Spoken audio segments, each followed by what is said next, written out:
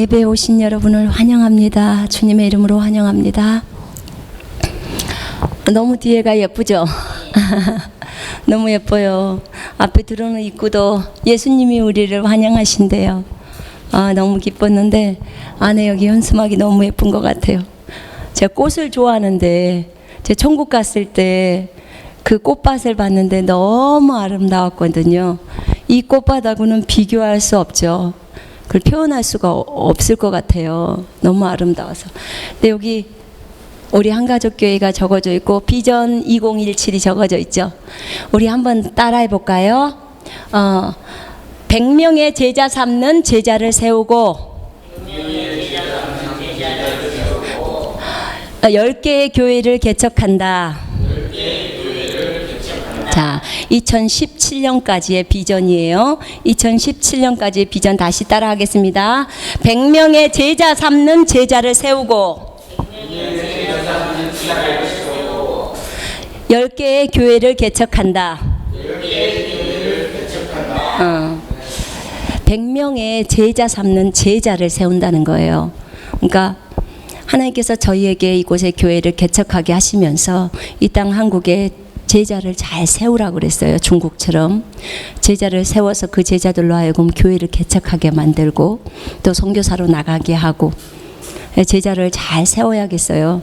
그래서 여러분 지금 주님의 우리 모두는 다 예수의 제자예요.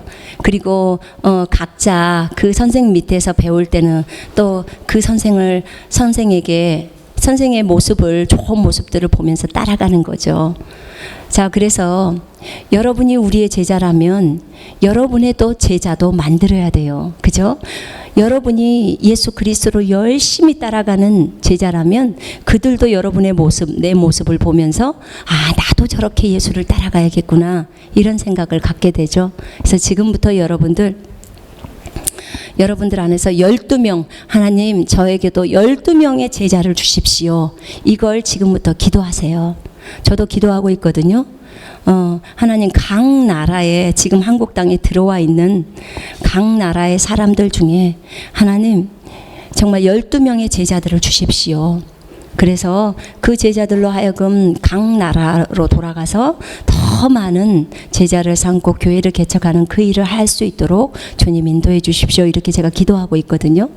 그리고 이 한국 땅에서도 정말 12명의 중심 제자들을 세우고 싶어요. 그래서 정말 여러분들도 저랑 동일하게 12명의 제자를 달라고 주님 앞에 기도하시면서 그리고 그 12명이 어디 있는지 주님께 간절히 구하면서 찾으십시오. 주님이 붙여줄 겁니다. 그러면 내가 변한 만큼 그 제자도 변합니다. 그러니까 내가 주님 안에서 많이 바뀌어야 되겠죠? 그래야 그도 따라옵니다.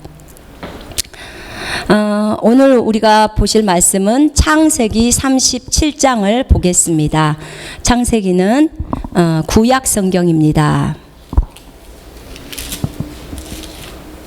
오늘은 요셉의 이야기를 좀 하겠습니다.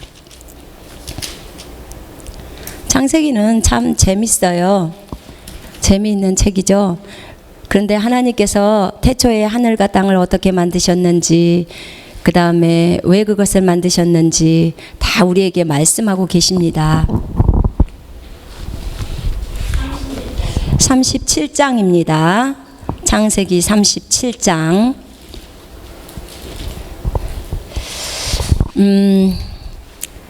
자, 창세기 37장을 펼치시고 우리 한 목소리로 같이 처음부터 쭉 읽겠습니다. 시작. 야곱이 가나안 땅 곧 그의 아버지가 거류하던 땅에 거주하였으니 야곱의 족보는 이러하니라. 요셉이 17세의 소년으로서 그의 형들과 함께 양을 칠 때에 그의 아버지의 아내들 비라와 실바의 아이들과 더불어 함께 있었더니 그가 그들의 잘못을 아버지에게 말하더라.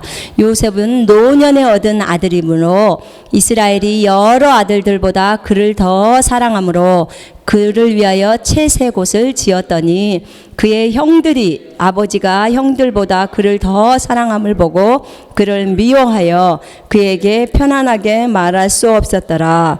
요셉이 꿈을 꾸고 자기 형들에게 말하매 그들이 그를 더욱 미워하였더라. 요셉이 그들에게 이르되 청하건대 내가 꾼 꿈을 들으시오. 우리가 밭에서 곡식단을 묶더니 내 단은 일어서고 당신들의 단은 내 단을 둘러서서 절하더이다. 그의 형들이 그에게 이르되 내가 참으로 우리의 왕이 되겠느냐? 참으로 우리를 다스리게 되겠느냐? 하고 그의 꿈과 그의 말로 말미암아 그를 더욱 미워하더니 요셉이 다시 꿈을 꾸고 그의 형들에게 말하여 이르되 내가 또 꿈을 꾼즉 해와 달과 11별이 내게 절하더이다 하니라. 그가 그의 꿈을 아버지와 형들에게 말하매 아버지가 그를 꾸짖고 그에게 이르되 네가 꾼 꿈이 무엇이냐? 나와 내 어머니와 네 형들이 참으로 가서 땅에 엎드려 내게 절하겠느냐? 그의 형들은 시기하되 그의 아버지는 그의 말을 간직해 두었더라. 아멘. 아멘. 여러분 요셉에 대해서 많이 아시죠? 많이 아실 거예요. 하나님께 제가 주님 오늘 제가 어떤 메시지를 전할까요? 제가 원래 전하려고 하는 메시지는 하나님이 오늘 우리를 흑암의 권세로부터 구원해 내시고 또 우리에게 엄청난 능력과 권세를 주신 이 부분을 증거하려고 하셨는데 주님이 저에게 밤에 내일은 요셉의 메시지를 하거라 이런 마음을 주셨어요. 이런 감동을 주셔서 제가 그렇게 하겠습니다 하고 설교를 바꾸게 되었습니다. 저는 이 요셉에 대해서 묵상을 하면서 굉장히 많은 은혜를 받았습니다.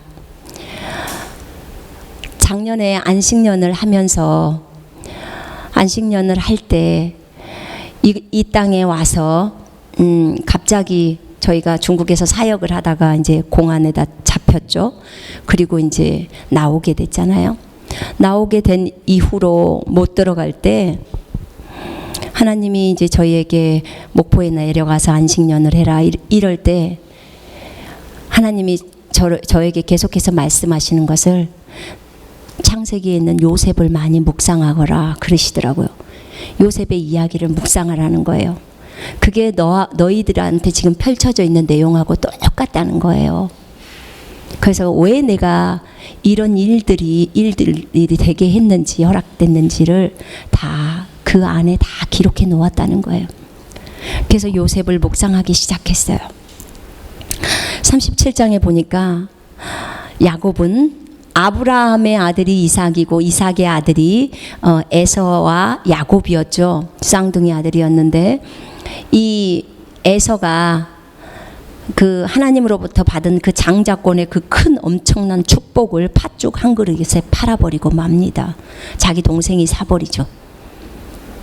무슨 돈이 오고 간 게 아니에요. 그냥 에서가 하는 말로 알았어. 그 장자권 가져가. 그리고 나에게 팥죽을 줘. 나는 너무 배고파. 이렇게 말했을 때 영적인 세계에서는 그 장자권이 야곱에게 넘어가 버리고 더 이상 아브라함과 이삭과 에서의 하나님이 아닌 아브라함과 이삭과 야곱의 하나님이 되어버립니다. 이 엄청난 변화가 영적인 세계에서 일어나죠. 이 야곱이 이제 12아들을 낳게 됩니다. 야곱은 12아들을 낳게 되면서 나중에 야곱의 이름이 이스라엘로 바뀝니다. 이스라엘. 지금의 이스라엘이란 이 이름을 갖게 된 것은 사실 야곱 때문입니다. 하나님께서는 아브라함을 통해서 이 이스라엘을 원대한 계획 속에서 이 이스라엘을 이끄시려고 계획하셨어요. 그래서 하나님께서 아브라함과 이삭과 야곱과 야곱의 12아들, 12지파죠. 이 이스라엘의 12지파를 세우고 12족장을 세워서 이 거대한 이스라엘이라는 나라를 만들게 됩니다. 근데 이 야곱이 12아들을 낳게 돼요. 그래서 이 아들들이 12지파가 되죠. 이스라엘에. 근데 그 중에 한 아들이 있었습니다. 요셉이라는 아들이 있었어요. 야곱은 총 4명의 부인이 있습니다. 4명의 부인이 있는데 그 레아라는 첫째 부인이 있었고 그 다음에 두 번째 라헬이라는 부인이 있었습니다. 그 다음에 빌하하고 실바라는 또 부인이 있었죠. 여기는 종들이에요. 라헬과 레아의 종들이죠. 여자 종들. 그 종들이 그 첩이 되어서 이제 아기를 낳습니다. 그래서 총 12명의 아들을 갖게 됩니다. 그런데 야곱은 너무나 라헬을 사랑했어요. 라헬을 사랑했는데 라헬은 레아의 여동생이었는데 그 라헬이 낳은 아이가 요셉하고 베냐민입니다. 제일 이제 나중에 낳은 아이죠.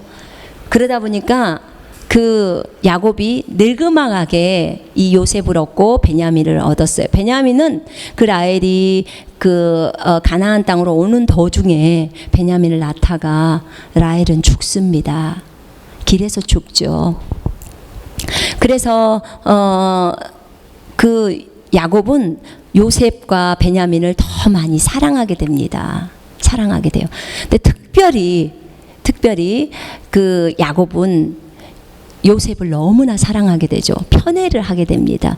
여러분 우리가 성경을 볼 때 성경은 하나님의 영감으로 기록된 것으로 교훈과 책망과 바르게 함과 의로 교육하기에 유익하다고 그렇게 적어져 있죠. 그죠?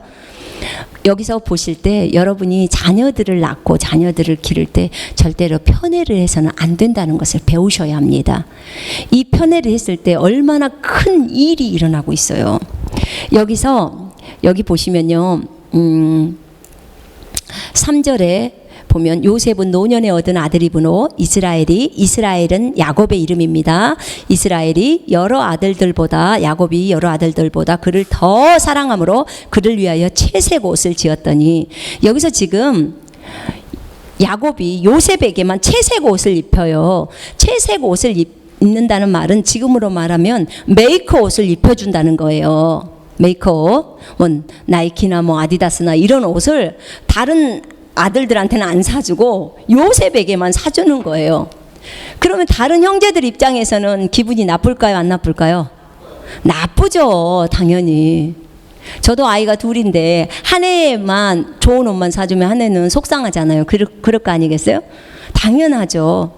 근데 야곱이 이랬단 말이에요. 아빠가 이렇게 한 거예요.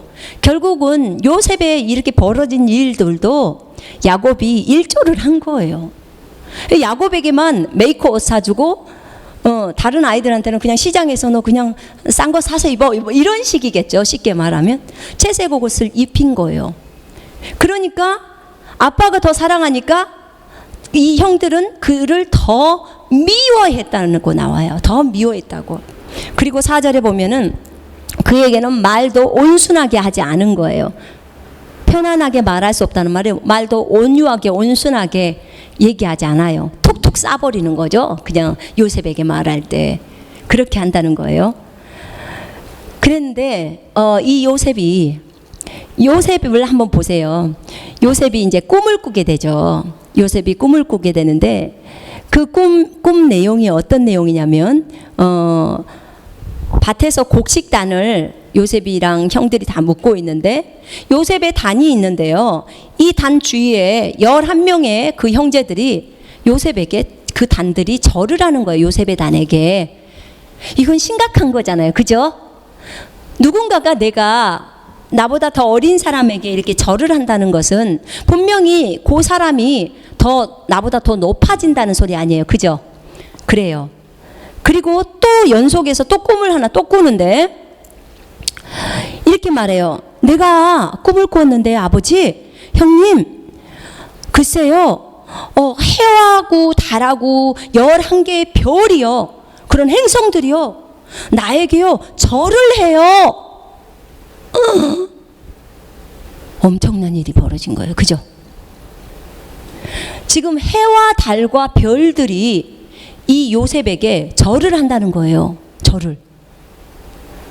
그러면 이런 보통 꿈을 꾸면요, 보통은 이 집안에 왕이 날려나 보다 막 이런 거 얘기해요. 예전에. 그죠? 그래요. 여러분 중에 이런 꿈 꾸신 분 계세요? 해와 달과 별들이 나에게 절해. 이건 보통 꿈이 아니에요. 정말 보통 꿈이 아니에요. 그런데 이 요셉이 그 꿈을 꾼 거예요. 그랬더니 자기 아버지 야곱이 야, 엄마하고 아빠 그리고 형들이 너한테 절을 한다고? 그리고 자기 형들이 뭐라고 하냐면, 뭐야? 네가 우리를 다스리는 왕이 된다고? 이렇게 말하고 있는 거예요. 네가 우리를 정말 다스린다고? 왕이 된다고? 볼 때 별로 뭐 시원찮거든요. 자기네들 볼 때. 아빠가 좀 예뻐해 주는 것 뿐이지. 근데 어떻게 해와 달과 별들이 절을 하고 부모님이 너한테 절을 하고. 그래서 그 말로 인하여, 그 꿈으로 인하여 형들은 요셉을 미워하게 됩니다. 아주 미워하게 돼요. 그런데 그 아버지는 자기 마음속에 이 꿈을 간직합니다. 이게 부모와 동료의 차이점이에요. 우리가 각 사람마다 하나님이 주시는 비전이 있어요. 그죠? 꿈이 있어요. 근데 이 꿈이 크잖아요. 하나님이 나에게 주신 꿈이 크면 나의 동료들은 그것에 대해서 질투를 하게 돼요. 질투를 하게 돼. 그런데 이 꿈이 어머니나 아버지가 들었을 때는 아주 기뻐하죠. 왜냐? 내 자녀니까. 내 자녀가 하나님 안에서 잘 되거나 또 높아지면 좋아하잖아요. 그래요, 안 그래요? 여러분 동일하게 생각하세요? 네, 그래요. 그렇게 돼요. 그래서 여러분의 꿈이, 하나님이 나에게 주신 꿈이 있다면 동료에게 얘기하지 마시고 그 스승에게 가서 얘기하세요. 왜냐하면 스승은 엄마 아버지의 마음을 갖고 있기 때문에 그런 거예요. 그래서 이제 이 형들은 이 요셉을 미워하기 시작해요. 미운 마음이 아주 가득 들어있죠. 그리고 나서 일이 벌어지기 시작합니다. 어떤 일이 벌어졌냐면 이제 그 뒷부분부터 나와 있는데, 어느 날 아버지가 형들이 저쪽 다른 지역에서 양을 치고 있어요. 그들은 양치는 목자들이었으니까 양을 치러 집을 떠나서 한동안 오랫동안 있죠. 그래서 얘네들이 잘 있나? 우리 아들들이 잘 있을까? 하고 요셉을 심부름을 시킵니다. 그때 요셉의 나이가 17살 정도 된 거죠. 그때 꿈을 꾸고. 그러면서 뭘 요구하냐면, 너 가서 형들을 찾아서 형들이 잘 있는지 안부를 갖고 와라. 이렇게 요구를 하죠.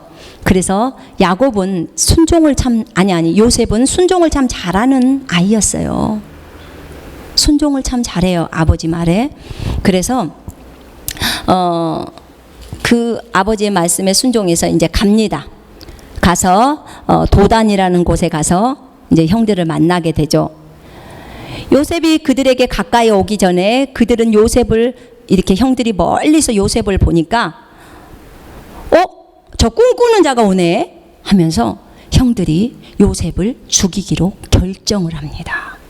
죽이기로 모의를 해요. 그러면서 뭐라고 하냐면 이렇게 말해요. 이제 오라, 우리가 그를 속여서 그를 구덩이에다 던져놓고 우리가 말하기를 어떤 악한 짐승이 그를 잡아먹었다 하자. 그리고 그의 꿈들이 어떻게 되는지를 우리가 볼 것이라 하는지라. 이렇게 20절에 37장 20절에 말하고 있어요. 우리가 요셉을 죽이자. 그리고 요셉이 그 적군 꿈, 우리가 요셉에게 절한다고 절대로 이루어질 수 없을 거야. 그 얘기를 하는 거죠. 우리가 죽이자. 그리고 그 꿈이, 하나님이 주셨던 그 꿈이 어떻게 됐나 보자 하는 거예요. 그랬는데 그의 야곱의 첫 번째 아들인 루벤이 우리 그렇게 하지 말자. 그렇게 하면 안 돼. 그가 우리의 동생이잖아. 이복 동생이지만 동생이잖아. 그냥 구덩이에다만 던져만 놓자. 죽이지 말자. 이 루벤은 아버지한테 이 아이를 돌려보내려고 그랬던 거예요. 그렇게 얘기를 한 거예요. 그런데 마침 그때 이스마엘인들이 물건을 싣고 이집트로 가죠.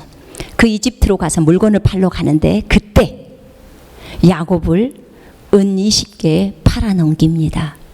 누가 팔아요? 형들이 팝니다. 형들이 요셉을 팝니다.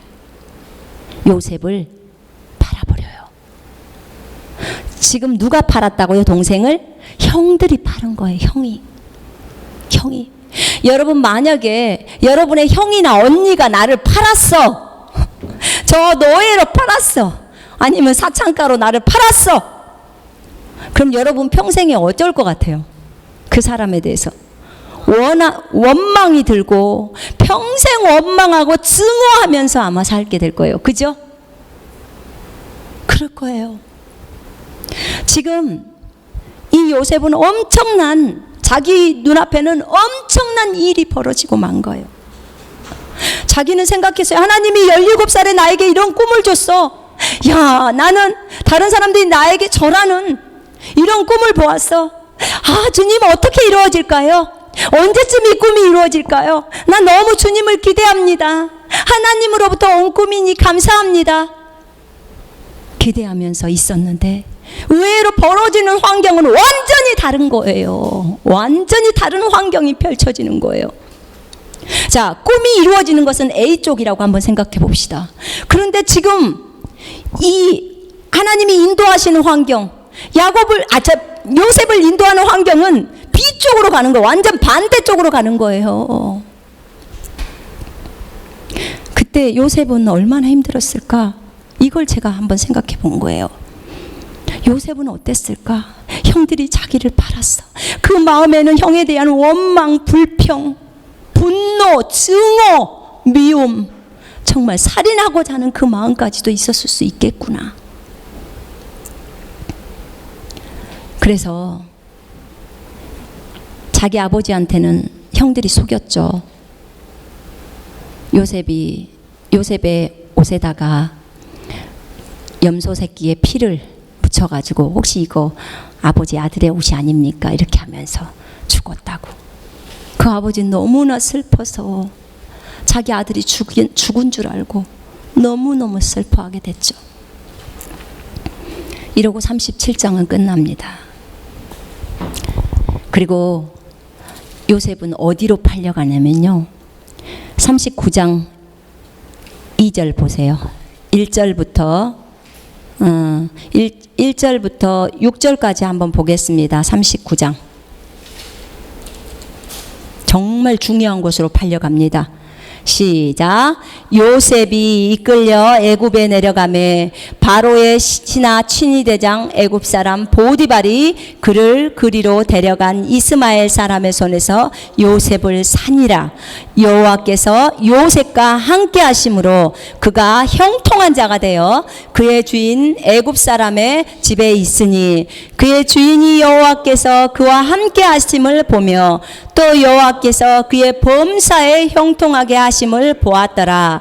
요셉이 그의 주인에게 은혜를 입어 섬김에 그가 요셉을 가정 총무로 삼고 자기의 소유를 다 그의 손에 위탁하니 그가 요셉에게 자기의 집과 그의 모든 소유물을 주관하게 한 때부터 여호와께서 요셉을 위하여 그 애굽 사람의 집에 복을 내리심으로 여호와의 복이 그의 집과 밭에 있는 모든 소유에 미친지라. 주인이 그의 소유를 다 요셉의 손에 위탁하고 자기가 먹는 음식 외에는 간섭하지 아니하더라. 요셉은 용모가 빼어나고 아름다웠더라. 아멘. 결과적으로 얘기할게요. 요셉의 꿈은 이루어졌나요? 예, 이루어졌습니다. 예, 이루어졌습니다. 요셉은 나중에 이집트의 총리가 됩니다. 이집트의 총리. 이집트의 총리라는 것은 그 당시에 이집트는 세계에서 강국이었습니다. 세계. 지금으로 말하면 미국과 같은 나라예요. 전 세계에서 지금 미국이 탑이죠. 그죠? 그래요. 미국과 같은 나라예요. 그 나라의 총리예요. 그 나라의 총리, 지금 오바마 같은 경우죠. 그러면 얼마나 높은 위치인지 알겠죠. 여러분, 요셉이 어떤 사람이냐면요, 우리 한국과 같은 이런 작은 나라에 그런 사람이 아니야. 우리 한국보다도 더 작은 나라. 근데 그때는 나라도 아니었어.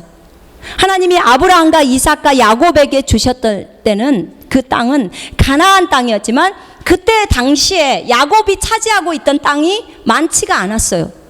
가나안 아주 소수 민족. 우리 조선족도 있죠. 그죠? 소수 민족. 중국의 민족 중에 조선족이 있어요. 그런데 그 조선족이라는 그 민족보다도 더 작은 민족이었어요. 가나안 땅에 있었을 때 요셉은. 근데 그 족속 중에 한 사람이 미국의 대통령이 됐다는 거예요, 지금. 이게 엄청난 일이에요. 근데 시험을 봤냐? 시험 보면 당연히 뽑힐 수가 없었겠죠. 근데 하나님은 기가 막힌 방법으로 그를 그 자리에 세우는 거예요. 그 자리에 세우는데 이 형들이 이 요셉을 팔았잖아요. 성경에 보면요, 로마서 8장 28절에는 하나님을 사랑하는 자들, 곧 그 뜻대로 부르심을 입은 자들에게는 모든 것이 합력해서 선을 이루느니라는 말씀이 있어요. 그렇기 때문에 설령 우리가 어떤 안 좋은 환경을 당할지라도 하나님께 우리가 계속 주님을 의지하면서 주님만을 신뢰하고 간다면 주님은 그 환경을 우리에게 좋은 걸로 바꿔주셔요. 그래서 결국은 우리에게 좋은 것을 주십니다. 아멘. 그래요. 그런데 이 요셉이 그런 사람이에요. 요셉이 39장 1절에 보니까 이 이스무엘인들이 요셉을 어디다 팔았냐면 지금 노예로 팔린 거예요. 노예는 우리가 앉아서 밥 먹을 수 있는 게 아니에요. 노예는 항상 주인을 섬기는 자잖아요. 그죠? 섬기는 자예요. 그런데 이 노예로 팔려왔는데 어디로 팔려왔냐면은 파라오라는 그 왕, 바로라는 그 왕, 이집트의 왕의 경호대장네 집으로 온 거예요. 경호대장. 지금으로 말하면 우리 한국의 박근혜 대통령의 비서실장네 집으로 온 거란 말이에요. 팔려도 해필 골로 팔려온 거야. 기가 막히죠? 지금 하나님은 요셉을 뭘로 세우려고 그래요? 왕으로 세우려고 그래요. 왕으로 세우려면 분명하게 왕이 되어서 행할 수 있도록 배워야 하잖아요. 그래요, 안 그래요? 하루아침에 천민이 왕이 되려면 걸음걸이도 달라야 하고 말도 달라야 하잖아요. 그래요, 안 그래요? 그래요. 그래서 하나님께서는 지금 이 사람이 파는 요셉을 정확하게 이집트의 바로 왕의 경호대장, 비서실장네 집으로 보낸 거예요. 그쪽으로 팔리게 만든 거예요. 하나님의 섭리를 보시란 말이에요. 하나님의 섭리를.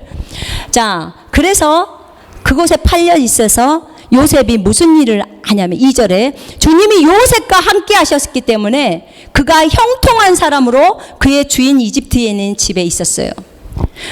비록 요셉이 팔렸지만 요셉은 하나님을 의지했던 사람이기 때문에 그가 하는 일마다 형통하는 거예요. 노예인데도 형통한 거예요. 그래요. 그래서 그의 주인은 주께서 요셉과 함께 하는 것을 보았고 또 주께서 그가 하는 모든 일을 그의 손 안에서 번성케 하는 것을 보았더라 이렇게 말해요. 보았어요.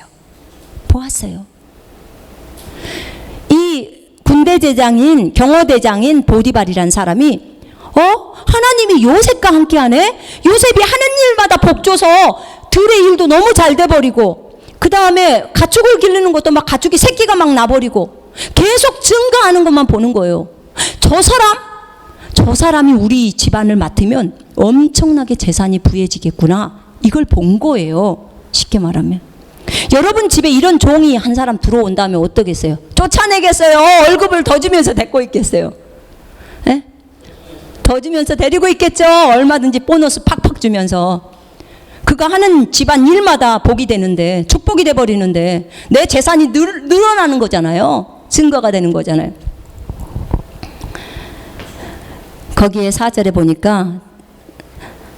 보니까 요셉이 그의 주인에게 은혜를 입어 목전에서 은혜를 얻는 거죠. 은혜를 얻어서 그를 섬기죠. 섬김에 그가 요셉을 가정 총무로 삼고, 그 가정 총무라는 것은 관리인이라는 거예요.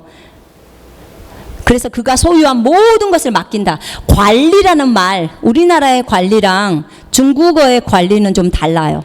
중국어에서 관리한다 그런 말은 그것을 완전히 지배하고 왕으로서 다스린다 그런 말의 의미가 들어가 있어요.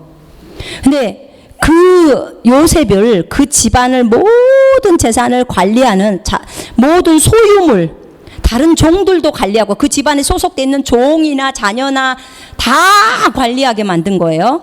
재산이나 다 관리하게 만들었어요. 그리고 그렇게 삼을 때부터, 그가 요셉을 그렇게 딱 그 집안의 관리인으로 삼을 때부터 하나님이 그 집에 복을 주기 시작하는 거예요. 집에 복을 주시기 시작하는 거죠. 그래요. 하나님의 사람은 어디를 가든지 간에 하나님의 축복을 가져가는 사람이에요. 어디를 가든지, 내가 중국에 가든 한국에 있건, 내가 원곡동에 있건, 내가 다른 곳에 있건, 하나님은 우리 안에 계시고 우리는 하나님을 드러내는 사람이고 하나님의 축복을 동반하며 그 축복을 다른 사람에게 주는 사람, 축복의 통로인 거예요. 요셉도 그런 사람이었어요. 요셉도 하나님을 신뢰하는 사람이었어요. 그래요. 그 당시에 요셉은 몰랐을 거예요.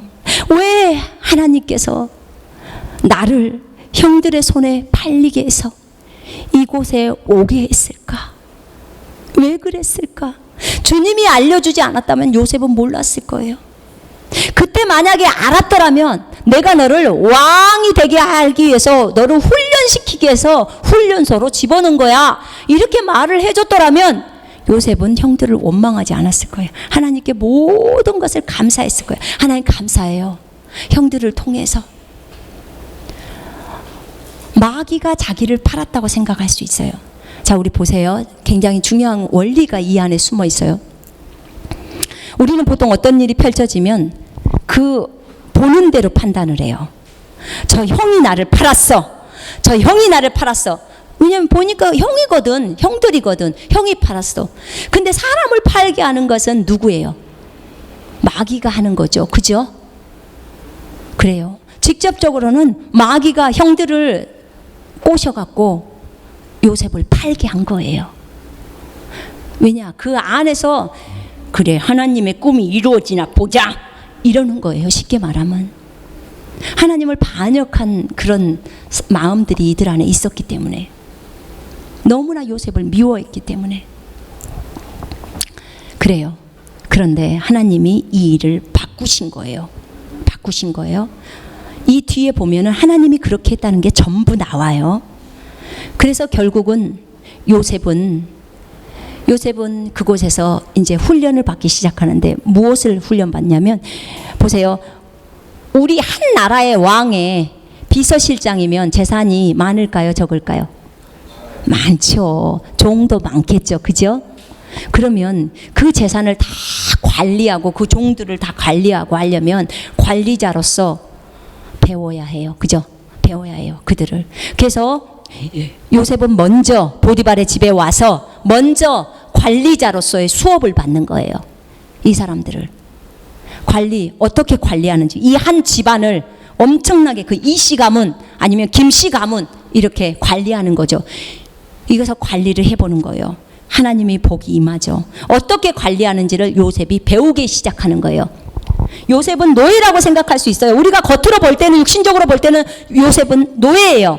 그런데 하나님의 원대한 계획 속에는 요셉을 관리자로, 왕으로 세우기 위해서 관리 수업을 하는 거예요. 지금 그거예요. 잘 들어보세요. 그리고는 요셉이 이제 거기 용모가 아주 잘생겼다고 했죠. 그런데 이 일 후에 여기서 잘 적응하고 관리 수업을 잘 받고 이제는 좀 편하겠구나라고 요셉이 생각하고 있는데, 갑자기 일이 생기기 시작하는 거예요. 이제 적응도 잘했어. 사람들, 종들도 관리 잘하고 재산도 관리도 잘하고 뭐든지 하나님이 축복하시니까. 그런데 7절에 갑자기 그 보디발의 부인이 요셉한테, 요셉이 너무 잘생겼거든. 그러니까 유혹을 하죠. 요셉을 유혹하기 시작해요. 요셉, 너 나와 동침하자. 같이 잠자자. 이러는 거예요. 그러니까 요셉이 뭐라고 하냐면 이렇게 말해요. 우리 8절 9절 한번 볼까요? 8절 9절 39장 8절 9절 읽겠습니다. 요셉이 거절하며 자기 주인의 아내에게 이르되 내 주인이 집안의 모든 소유를 간섭하지 아니하고 다 내 손안에 위탁하였으니 이 집에는 나보다 큰 이가 없으며 주인이 아무것도 내게 금하지 아니하였어도 금한 것은 당신뿐이니 당신은 그의 아내임이라. 그런즉 내가 어찌 이 큰 악을 행하여 하나님께 죄를 지으리까. 아멘. 요셉은 하나님을 두려워하는 사람이었습니까? 네. 요셉은 참으로 하나님을 두려워하는 사람이었습니다. 하나님을 두려워하는 사람이었어요. 하나님을 두려워해야 합니다. 여러분 저 따라해 보세요. 나는 하나님을 두려워한다.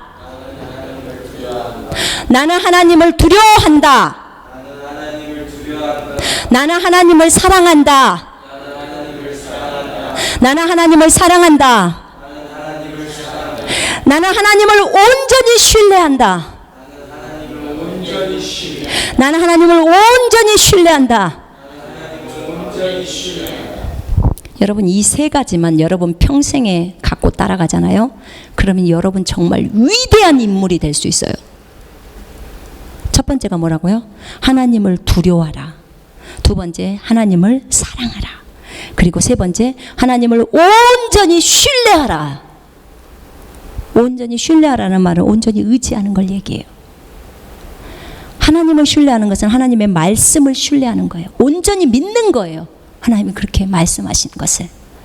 내가 어떤 환경을 봤을 때 그것이 이해되지 않아도 믿는 거예요. 졸리면 일어나서 들으세요. 그래서 정말 하나님께서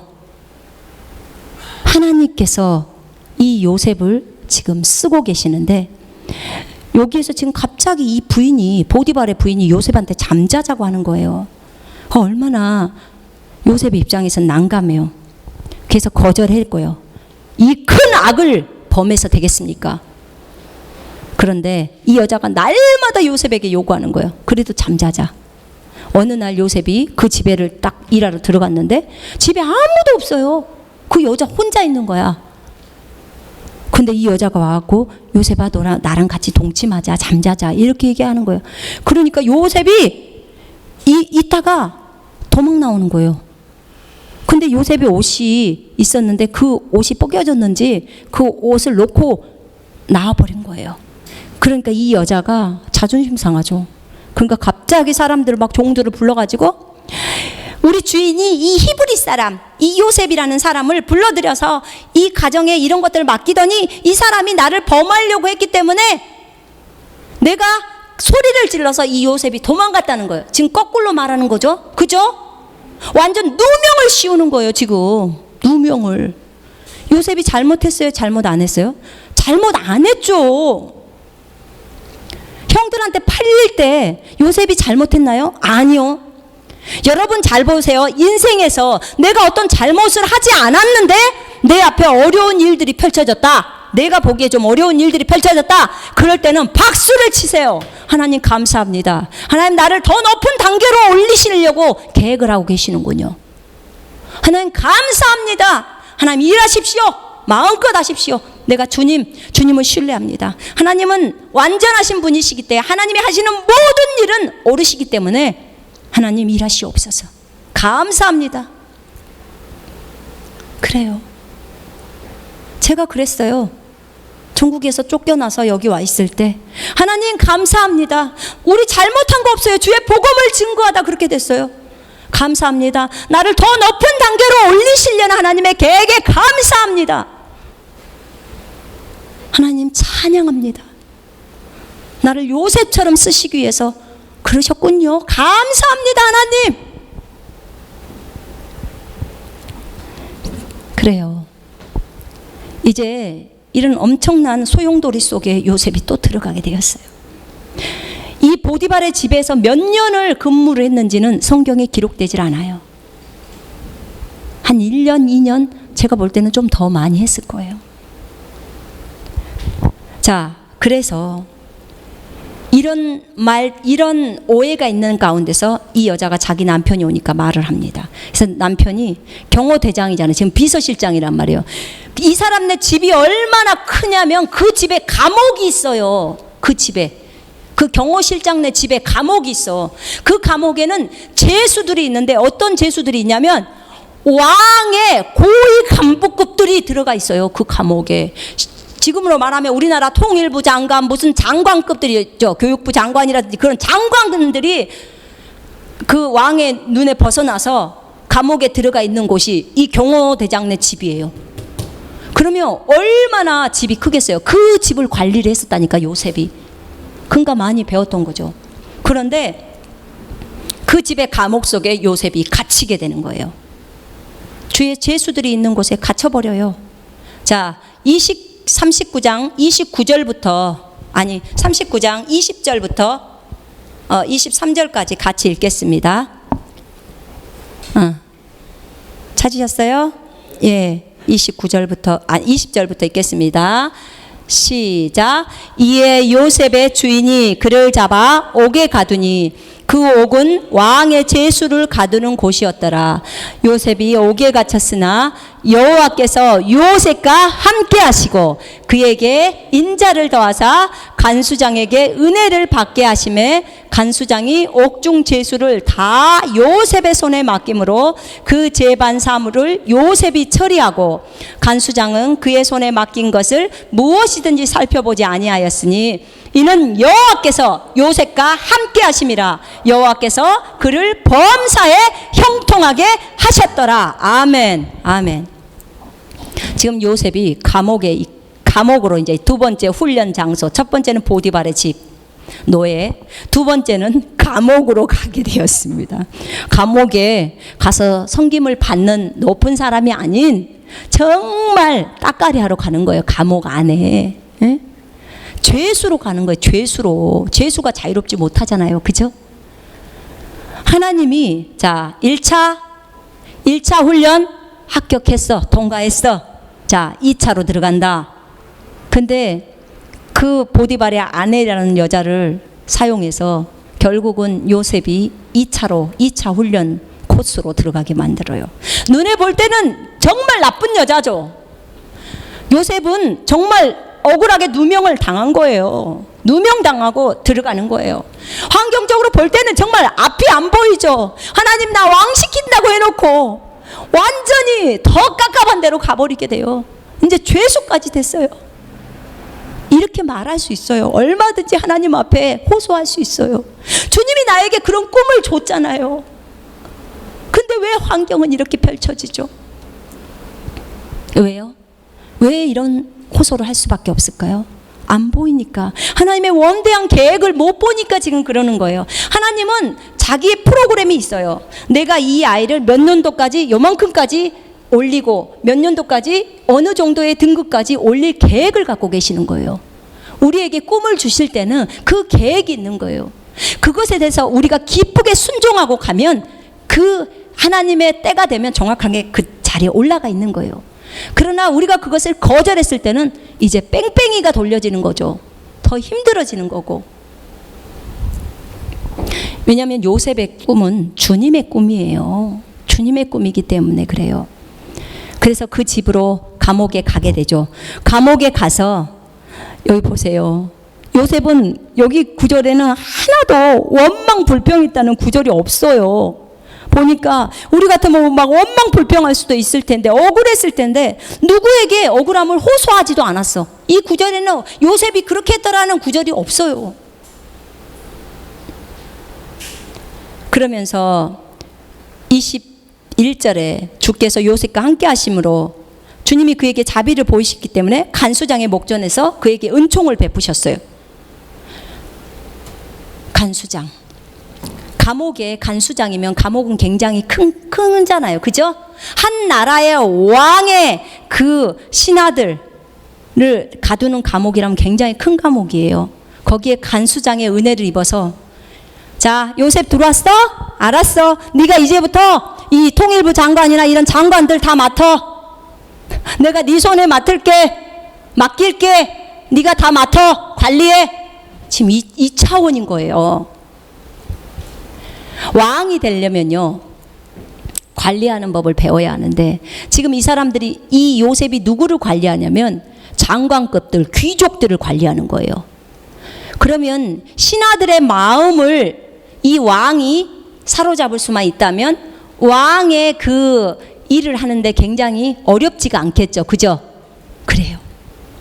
그래서 하나님은 이곳 감옥으로 요셉을 보내서 이 일들을 할 수 있도록 한 거예요.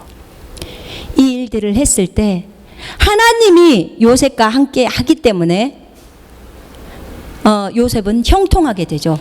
이는 주께서 그와 함께 하셨고 그가 행한 것을 주께서 형통하게 하셨기 때문이더라. 아, 너무 감사하죠. 하나님께서 요셉을 쓰시고 요셉을 훈련시켜서 요셉이 원하는 자리에 두려고 이렇게 하는 거예요.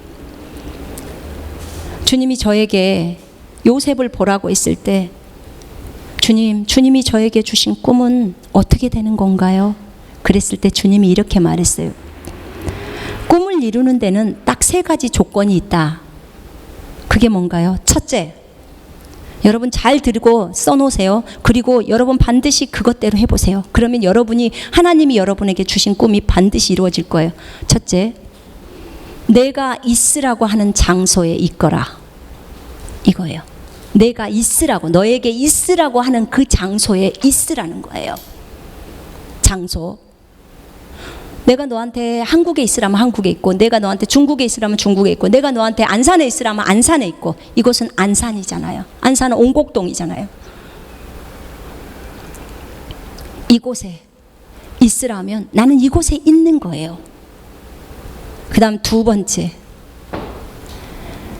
내가 너에게 지금 있으라고 하는 그곳에 있으라는 거고, 2번째는 내가 너에게 지금 하라고 하는 그 일을 하라는 거예요. 내가 너에게 지금 하라고 하는 그 일을 하라. 첫 번째가 뭐라고요? 내가 있으라고 하는 그곳에 있으라는 거예요. 그 다음에 2번째는요, 내가 너에게 하라고 하는 그 일을 지금 하라는 거예요. 지금 하라고 하는 일을 하라는 거예요. 그 다음에 3번째, 굉장히 중요합니다. 3번째, 하나님의 임재 안에서 매일 주님하고 교제를 하면서 주님께 기도하라는 거예요. 주님과 교통하는 거예요. 매일 주님하고 교통하면서 하나님의 임재 가운데서 주님으로부터 들은 내용들을 실천하라는 거예요. 실천하라는 거예요. 순종하라. 하나님의 음성에 순종하라는 거예요. 순종하면 네가 넓어진다는 거예요. 네 마음이 더 커진다는 거예요. 너를 넓히라는 거예요. 자기를 부인하면서 하나님이 이거 해라 저거 해라 용서해라 뭐라고 할 때 그것을 그대로 진행해 가라는 거예요. 그러면 네가 넓어지고 네가 커지고 네가 더 성결한 삶을 살기 때문에 그 삶이 계속해서 유지가 되면 어느 순간인가 너는 벌써 내가 너에게 말했던 그 꿈의 자리에 도달해 있다는 거예요. 이 3가지를 잊지 말라는 거예요. 하나님과 교제가 되지 않는 상태에서 주님이 가라는 곳에 가고 하라는 일을 하는데 하나님과 교제 안 해. 이러면 꿈 안 이루어져요. 이 3가지가 반드시 주님이 가라는 곳에 가 있고 하라는 거 하고, 그 다음에 3번째는 주님과 교제 가운데서 임재 가운데서 주님의 음성을 듣고 순종하면서 나를 부인하면서 계속 나를 넓혀가면 주님이 어느 순간인가 나를 하나님이 나에게 주신 그 꿈이라는 그곳에다 딱 올려놓는다는 거예요. 요셉이 그랬다는 거예요. 그 얘기를 저한테 하시는 거예요.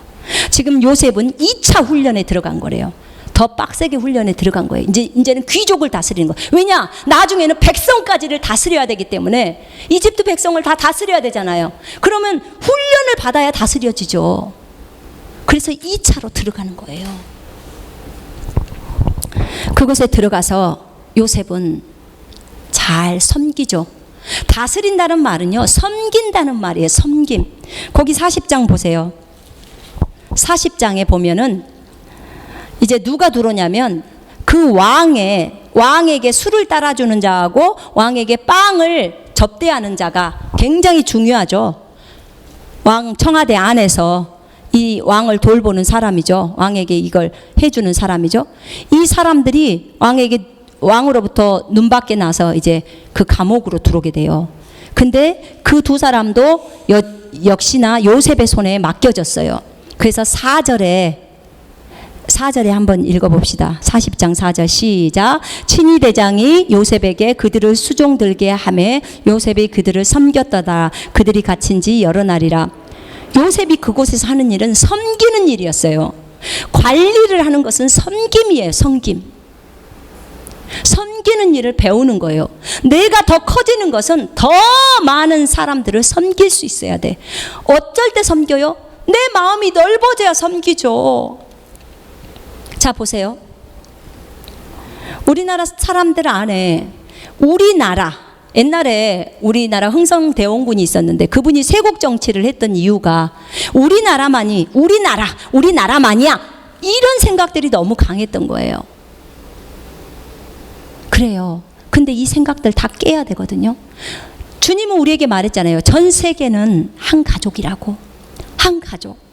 그래서 제 아내는 지금 미얀마든 뭐든 다른 나라든 동남아시아든 유럽이든 뭐 남미든 아시아든 상관없어요.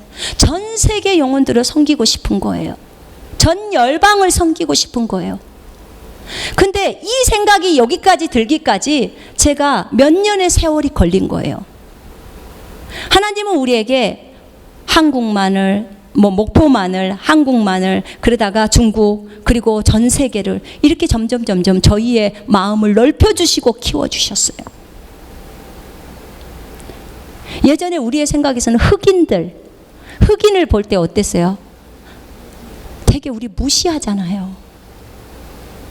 미국 가면 그 황인종들을 좀 무시한다가 돼요. 아시아 사람들을. 안 가봐서 모르겠는데. 근데 우리나라 사람들은 흑인들을 무시해요. 그거 있어요.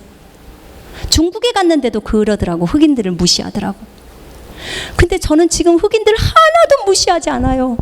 귀한 형제들, 자매들. 왜 그럴까요? 마음이 그렇게 넓어진 거예요. 더 많이 넓어지면 넓어질수록 더 많은 사람들을 섬길 수 있는 거예요. 하나님은 지금 요셉에게 주고 싶은 거예요. 이집트를 섬기려면 이집트 사람들 그리고 그 당시에 이집트가 전 세계에서 강국이었기 때문에 그 주변에 있는 나라들을 섬겨야 되기 때문에 요셉의 마음이 넓어지지 않으면 안 돼요. 그래서 섬김을 배우게 하는 거예요. 감옥에서도 그리고 바로의 그 군대 대장 집에서도 마찬가지예요. 그런데 이 두 사람이 어느 날 꿈을 꿉니다. 요셉이 별명이 꿈장이 요셉입니다. 꿈장이 요셉. 그리고 꿈 해석 요셉이에요. 이 두 사람이 꿈을 꾸는데 그 꿈이 한날에 동일하게 꿔요. 근데 한 사람의 꿈의 내용은 복직이 되는 내용이고요. 복직이란 말은 다시 그 자기 자리로 술 따르는 자리로 가게 되는 거예요. 그리고 한 사람은 목이 잘려지는 사형을 당하는 그 꿈이었어요. 근데 요셉이 그것을 그대로 해석해 버립니다. 해석은 여기 보니까 성경에서 그렇게 나와요. 해석은 하나님으로부터 나온다고. 자, 8절 보세요. 40장 8절에 읽겠습니다. 시작. 그들이 그에게 이르되 우리가 꿈을 꾸었으나 이를 해석할 자가 없도다. 요셉이 그에게 이르되 해석은 하나님께 있지 아니하냐이까 청하건대 내게 이르소서. 해석은 하나님께 있어요. 하나님의 영이 요셉을 관장하고 있기 때문에 요셉이 그 꿈을 해석해 주는 거예요. 그 해석대로예요. 그래서 한 사람은 복직이 됐어요. 그래서 술을 따르게 됐어. 그때 요셉이 말하죠. 복직되면 3일 후에 복직될 건데요. 3일 후라고도 얘기를 해줘요. 세 가지, 포도 가지가 세 가지가 나는데 이건 3일을 얘기해요. 그러면서 3일 후에 복직될 건데요. 복직되면 제발 나 좀 여기서 빼내주세요. 나 잘못한 거 없거든요. 이 말을 한마디예요. 그럼 보통 자기가 복직되고 나면 이 사람이 나를 이렇게 해서 기억할 수 있잖아요. 그죠? 빼내줄 수 있잖아요. 지금 이 정도면 왕 밑이에요. 얼마나 높은 직인데 그 죄수 하나 못 빼주겠냐고. 그런데요, 기가 막힌 일은 23절 한번 보실래요? 40장 23절 시작. 술 맡은 관원장이 요셉을 기억하지 못하고 그를 잊었더라. 아니 3일 전에 자기 꿈 해석해 준 사람인데 잊을 수가 있겠습니까? 근데 잊어버렸어요. 이게 하나님의 개입이 아니고서는 안 돼요. 왜냐? 아직 요셉이 훈련이 안 끝났기 때문에 안 내보내주는 거예요. 우리는 하나님, 나 빨리 좀 통과시켜 주세요. 이거 빨리 통과하고 싶어요. 근데 안 끝났어. 아직 너 더 훈련해야 돼. 안 한 거예요. 그리고 41장 1절 보세요. 만 2년 후에 바로가 꿈을 꾼즉, 바로는 이집트 왕이에요. 자기가 나일강 강가에 섰는데, 이제 2년이, 그로부터 이 사람이 복직되고 나서 2년 후에 드디어 바로가 꿈을 꿉니다. 자, 보세요. 여러분, 저 한번 봐보세요. 이 내용이 굉장히 중요한 것은요, 요셉이 훈련을 완료를 하니까 하나님 입장에서요, 우리에게 주신 꿈을 이루는 건 굉장히 쉬워요. 그분이 저한테 이렇게 말씀을 하시더라고. 요셉이 훈련을 끝나니까 내가 바로에게 한 날 꿈을 줬어. 바로에게 꿈을 꾸게 했어. 꿈을 줬어. 꿈꾸라고. 바로가 번빈해.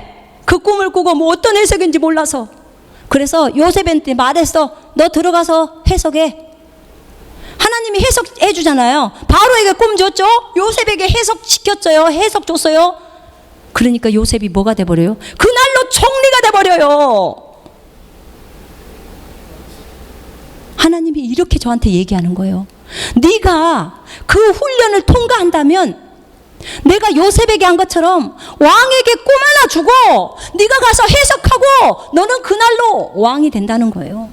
이 간단한 일이라는 거야. 하나님이 꿈을 이루는 데는. 근데 문제는 너희들이 훈련이 안 돼 있다는 거야. 거기 그만큼 요셉처럼 다스릴 수 있는, 이집트를 다스릴 수 있는 그 정도의 넓은 그릇이 안 돼 있다는 거예요. 그래서 시간이 걸리는 거라는 거예요. 그때 알게 된 거예요. 알게 된 거예요. 아, 하나님 그렇군요. 결국은 우리의 그릇이 커져야 되는 거군요. 정말 우리가 넓어져야 되는 거군요. 그들을 다 수용할 수 있어야 되는 거군요. 하나님의 마음처럼 요셉이 지금 하나님의 마음을 갖게 돼버린 거거든요. 여러분 조금 이따 제가 성경 보여줄 거예요. 그래요. 이 바로가 꿈을 꾸는데 굉장히 희한한 꿈을 꿔요. 살찐 암소 7마리가 이게 등장하더니 아주 흉하게 생긴 암소가 나타나서 그 살찐 암소를 먹어버려요. 엄청나게 토실토실한 이삭이 패여나더니 아주 정말 깡마른 이삭이 딱 7이삭이 나더니 딱 먹어버려. 이집트의 그 유명한 점쟁이들, 현자들을 불러다가 했지만 해석할 수가 없어요.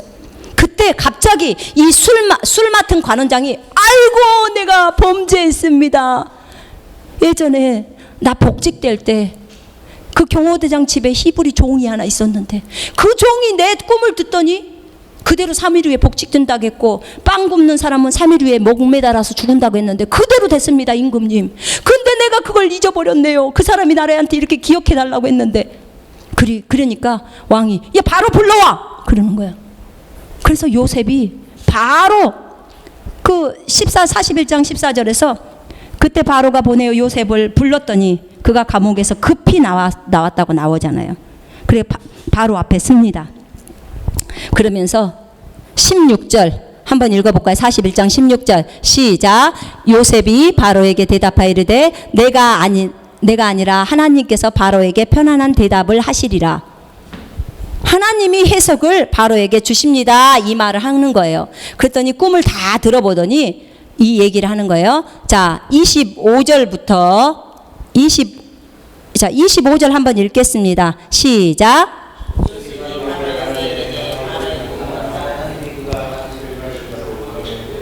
아멘. 요셉이 말하는 거예요. 바로의 꿈은 하나라는 거예요. 지금 동일한 거지만 하나라는 거예요. 왜냐하면 7마리 암소는 7년을 상징하고 7이삭도 7년이라는 거예요. 7년 동안 먼저 풍년이 들 거라는 거예요. 이 이집트에.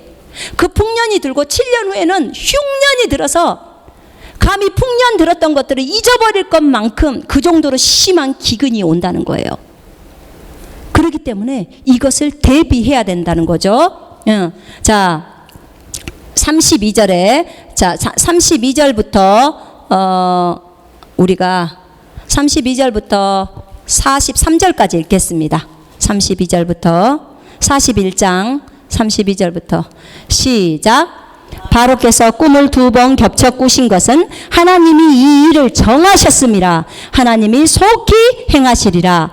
이제 바로께서는 명철하고 지혜 있는 사람을 택하여 애굽 땅을 다스리게 하시고, 바로께서는 또 이같이 행하사 나라 안에 감독관을 두어 그 7해 풍년에 애굽 땅의 5분의 1을 거두되 그들로 장차 올 풍년의 모든 곡물을 거두고 그 곡물을 바로의 손에 돌려 양식을 위하여 각 성읍에 쌓아두게 하소서. 이와 같이 그 곡물을 이 땅에 저장하여 애굽 땅에 임할 7해 흉년에 대비하시면 땅이 이 흉년으로 말미암아 망하지 아니하리라. 자, 요셉은요 꿈을 해석해 줬죠. 꿈을 해석했는데 여러분, 제가 여러분한테 아주 좋은 원리 하나 가르쳐 드릴게요. 여러분이 만약에 어떤 꿈을 꿨는데 2번 연속으로 동일한 꿈을 꿨다, 이건 반드시 일어나는 일입니다. 이건 하나님이 정하신 일이에요. 이해되시죠? 2번 연속으로 꿈을 겹쳐서 꾸면 이건 정신 차려야 될 일이에요. 큰 일이에요. 만약에 안 좋은 일이다, 그럼 빨리 막아서는 기도를 해야 돼요. 이해되시죠? 2번 동일한 꿈을 꿨을 때를 얘기하는 거예요. 자, 그것은 성경이 그렇게 기록하고 있잖아요. 지금 그 말을 하고 있잖아요. 2번 겹쳐 꾸신 것은 이 32절에 그렇게 말했고, 지금 요셉은 뭐까지를 얘기해 주냐면 자기가 총리가 되려면 단순히 꿈만 해석해 갖고는 안 돼요. 그 꿈을 해석하고 나서 그러니까 이제는 이렇게 해야 합니다 라는 문제를 해결할 수 있는 방법까지 제시를 해줘야 돼요. 그죠? 그래야 총리가 되죠. 관리가 되죠. 자, 지금 태풍이 옵니다 해놓고 그럼 어떻게 사람들 다 죽게 생겼는데 어떤 대책이 나와야 되잖아요. 자기가 뭐가 되려면. 근데 하나님은 대책까지 주는 거예요, 요셉에게. 요셉이 왕에게 말했어요. 풍년이 들 때 매년마다 5분의 1씩을 다 걷어들이십시오. 그래서 풍성하게 쌓아 놓으십시오. 그 얘기를 한 거예요. 그래야 흉년이 들 때, 기근이 들 때 이집트가 살아남을 수 있습니다. 그 얘기를 한 거예요. 그 얘기를 하니까 37절 보세요. 37절부터 39절까지 읽겠습니다. 시작. 바로와 그의 모든 신하가 이 일을 좋게 여긴지라. 바로가 그의 신하들에게 이르되 이와 같이 하나님의 영에 감동된 사람을 우리가 어찌 찾을 수 있으려 하고, 요셉에게 이르되 하나님이 이 모든 것을 내게 보이셨으니 너와 같이 명철하고 지혜 있는 자가 없도다. 너는 내 집을 다스리라. 내 백성이 다 네 명령에 복종하리니 내가 너보다 높은 것은 내 왕자뿐이니라. 신하들 중에서 가장 높여놔 버렸어요. 그죠?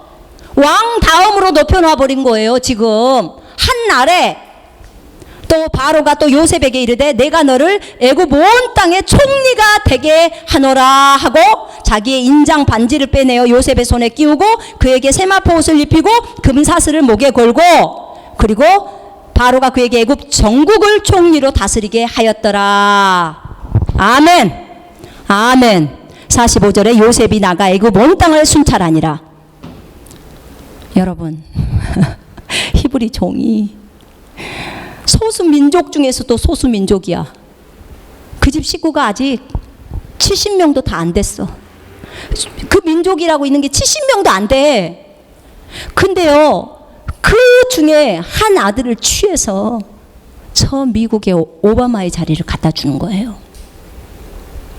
근데 하나님은 절대로 공짜는 안 돼. 관리할 수 있는 능력도 없는 상태에서 그 자리를 주지 않아요. 분명하게 훈련되어졌을 때 그 자리를 주는 거예요, 우리에게. 여러분 사업가로 성공하고 싶죠? 복음 사업가 되고 싶죠? 그러려면 여러분 훈련되어져야 돼요. 처음부터 하나님이 많은 돈 주지 않아요. 돈도 훈련하는 거예요. 내가 10,000원을 다른 사람한테 줄 수 있을 때 훈련되면 10만 원을 줄 수 있어요. 10만 원이 훈련됐을 때 다른 사람 도울 수 있을 때 100만 원을 또 할 수 있어요. 내가 100만 원을 다른 사람을 줄 수 있을 때 하나님이 여러분에게 1000만 원을 줘요. 1000만 원을 다른 사람을 위해서 쓸 수 있을 때 1억을 줄 수 있는 거예요. 주님, 저한테 100억 줘보세요. 그러면 제가 다른 사람을 위해 쓸게요. 아이고, 11조도 안 해요. 11조도. 아까워서. 그래서 작은 것부터 훈련이요. 작은 일에 충성할 때 주님이 큰 일도 맡긴다 그랬어요. 그죠? 그래요. 하나님의 방법은 그래요. 그래서 결국은 요셉이 그렇게 됐어요. 벌써 총리가 되어버렸어요. 총리가 되었는데 아직 그들이, 애굽의 온 백성이 그를 경배는 하지만, 그에게 절하지만 아직 이 형들은 절하지 않았잖아요. 42장 한번 보세요. 42장 6절에 이제 가나안 땅에 쌀이 없어요. 먹을 음식이 없어. 그래서 야곱이 자식들한테 이집트에 쌀이 있다는 소리를 듣고, 그때까지 요셉이 총리가 됐다는 걸 아무도 몰라요. 요셉은 7년 동안 풍년이 들 때도 자기 아버지에게 가지 않았어요. 흉년이 2년 차에 들었을 때 이 사람들이 물건을 사러 이집트로 옵니다. 형들이. 그리고 형을 만나게 돼서 그 요셉을 만나서 요셉에게 절을 하게 됩니다. 근데 요셉인지를 몰라요. 요셉은 알아요. 그리고 막 눈물이 나오는 거야. 왜냐하면 요셉은요, 정말 감사하게도 형들을 다 용서한 사람이었어요. 근데 여기 보세요. 6절 한번 읽어보세요. 6절 한번 보세요. 6절 읽어보실래요? 42장 6절 시작. 때에 요셉이 나라의 총리로서 그 땅 모든 백성에게 곡식을 팔더니 요셉의 형들이 와서 그 앞에서 땅에 엎드려 절했죠. 자, 꿈이 이루어졌어요? 안 이루어졌어요? 요셉의 꿈이 이루어졌어요. 나중에 그의 아버지도 애굽으로 와요. 요셉이 초청하죠. 그때는 아버지한테 오라고. 자, 45장 펼치세요. 45장. 이제 이런저런 일이 있으면서 드디어 이제 45장 1절부터 5절까지 우리 읽겠습니다. 시작. 요셉이 시종하는 자들 앞에서 그 정을 억제하지 못하여 소리질러 모든 사람을 자기에게서 물러가게 하라고 그 형제들에게 자기를 알리니 그때 그와 함께한 다른 사람이 없었더라. 요셉이 큰 소리로 우니 애굽 사람에게 들리며 바로의 궁중에서 들리더라. 요셉이 그 형들에게 이르되 나는 요셉이라. 내 아버지께서 아직 살아계시니까. 형들이 그 앞에서 놀라서 대답하지 못하더라. 요셉이 형들에게 이르되 내게로 가까이 오소서. 그들이 가까이 가니 이르되 나는 당신들의 아우 요셉이니 당신들이 애굽의 판자라. 당신들이 나를 이곳에 팔았다고 해서 근심하지 마십시오. 한탄하지 마셔서 하나님이 생명을 구원하시려고 나를 당신들보다 먼저 보내셨나이다. 6, 7, 8절 같이 읽겠습니다. 이 땅에 2년 동안 흉년이 들었으나 아직 5년은 밭가리도 못하고 추수도 못할지라 하나님이 큰 구원으로 당신들의 생명을 보존하고 당신들의 후손을 세상에 두시려고 나를 당신들보다 먼저 보내셨나니 그런즉 나를 이리로 보낸 이는 당신들이 아니요 하나님이시라. 하나님이 나를 바로에게 아버지로 삼으시고 그 온 집의 주인으로 삼으시며 애굽의 온 땅의 통치자로 삼으셨나이다. 당신들은 속히 아버지께로 올라가서 아뢰기를 아버지 아들 요셉의 말에 하나님이 나를 애굽 전국의 주로 세우셨으니 지체 말고 내게로 오십시오. 가서 야곱에게 전하라는 거예요. 여러분 이 보세요. 요셉은요 그의 마음 안에 하나님의 마음을 품고 있는 사람이에요. 그는 이미 마음이 엄청나게 넓어져 있어요. 요셉이 팔린 때로부터 형들을 만난 시점은 22년이 지난 후예요. 13년 동안을 하나님 앞에서 훈련을 받아요. 감옥하고 그 바로의 집에서. 그리고 나서 30살에 총리가 됩니다. 30살에 7년 동안 풍년이 들었고 2년 흉년이 드는 동안 그때까지 고향에 돌아가지 않았어요. 그리고는 이 22년 후에 자기 형들을 만나요. 그리고 이렇게 말하죠. 하나님 나를 이리로 보낸 이는 당신들이 아니란 말이에요. 당신이 팔았다고 하지만 아니에요. 그건 겉에가 그렇게 생각할 뿐이에요. 육신이 그렇게 생각할 뿐이에요. 진짜 나를 보낸 사람은 하나님이에요. 하나님은 기근이 올 것을 알기 때문에 나를 먼저 이집트로 보냈어요. 보내서 나를 이 바로 왕의 주가 되게 하셨어요. 주인이 되게 하셨어요. 아버지가 되게 했다는 거예요. 바로요. 아버지가 되게 하셔서 왜 나를 먼저 보냈다고요? 당신들의 생명과 당신의 후손들의 이스라엘 백성들의 생명에 그 후손들의 생명을 보존하시려고 나를 이집트로 보냈다는 거예요. 이 하나님의 계획을 볼 수 있는 것은 요셉이었어요. 하나님이 가르쳐주지 않았으면 이걸 알았을까요? 몰랐죠. 몰랐어요. 여러분, 그래서 여러분이 억울한 일을 당했을 때 억울해하지 말라는 거예요. 하나님이 이 일을 통해서 여러분에게 진짜 좋게 인도해 주신다는 거예요. 넓은 하나님의 마음을 주시고. 아멘. 저희가 중국에서 나올 때 정말 하나님이 이 말씀을 주셨어요. 너희가 중국에서 나가게 한 것은 공안이 했어. 그래, 마귀가 했어. 그러나 내가 보낸 거야. 내 허락하심 없이는 될 수 없어. 왜냐? 내가 요셉처럼 쓸 거니까. 내가 요셉도 이렇게 만들었어. 이곳에서 그를 빚었다. 너도 그렇게 빚을 거야. 얼마나 감사했는지 몰라요. 주님, 그렇군요. 이 주님의 관점을 갖는 것, 주님의 마음을 갖고 이 일들을 보는 것이 얼마나 중요한지 육신적으로 보지 않고 하나님의 심정으로 보는지. 50장 한번 펼쳐보실래요? 마지막에 이제 요셉이 죽기 전에 야곱이 먼저 죽습니다. 죽고 나서 야곱이 죽으니까 이제 형들이 불안한 거예요. 아버지가 죽었으니까 혹시 요셉이 우리를 해코지하거나 죽이면 어떡하지? 팔았다고 해서 이런 생각이 드니까 그 형들이 와가지고 요셉 앞에서 나는 당신들의 종입니다. 요셉의 종입니다. 막 이렇게 말하니까 요셉이 19절 50장 19절부터 21절까지 읽겠습니다. 이렇게 말합니다. 시작. 요셉이 그들에게 이르되 두려워하지 마소서. 내가 하나님을 대신하리이까? 당신들은 나를 해하려 하셨으나 하나님은 그것을 선으로 바꾸사 오늘과 같이 많은 백성의 생명을 구원하게 하시려 하셨나니 당신들은 두려워하지 마소서. 내가 당신들과 당신들의 자녀를 기리리이다 하고 그들을 간곡한 말로 위로하였더라. 아멘. 아멘. 정말 너무나 아름답습니다. 내가 당신들과 당신들의 어린 것들까지 양육하겠습니다. 그들을 위로하며 다정하게 얘기했다고 킹제임스 성경은 말하고 있습니다. 두려워하지 마소서. 내가 하나님의 자리에 있나이까? 당신들은 나에 대해 악을 계획했을지라도 하나님께서는 그것을 선으로 계획하시어 오늘과 같이 많은 백성을 살도록 구원하시려 하셨으니. 이렇게 제 성경에는 적어져 있네요. 그래요. 하나님을 사랑하는 자, 그 뜻대로 부르심을 입은 자에게는 모든 것이 합력해서 선을 이룹니다. 아멘. 여러분, 믿으십시오.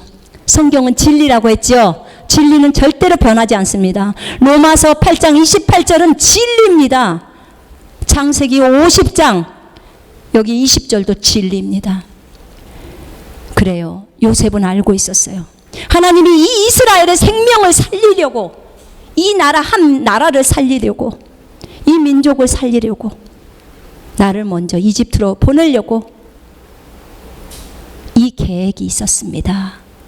당신들은 악하게 그것을 했지만 하나님은 그것을 선으로 바꿔버리셨습니다. 그리고 나를 하나님이 주신 그 꿈의 자리로 올려놓으셨습니다. 주님 너무 멋지죠?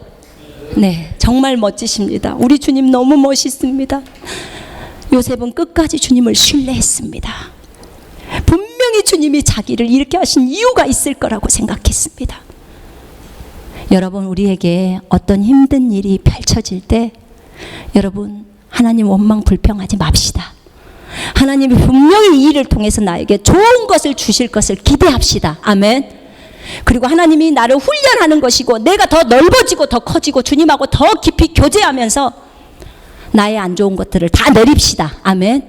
그래서 내가 하나님을 본받고 하나님을 더 깊이 알아가며 교제할 때 어느 순간인가 하나님이 나에게 주신 그 꿈의 자리에 우리가 가게 될 것을 믿으십시다. 아멘.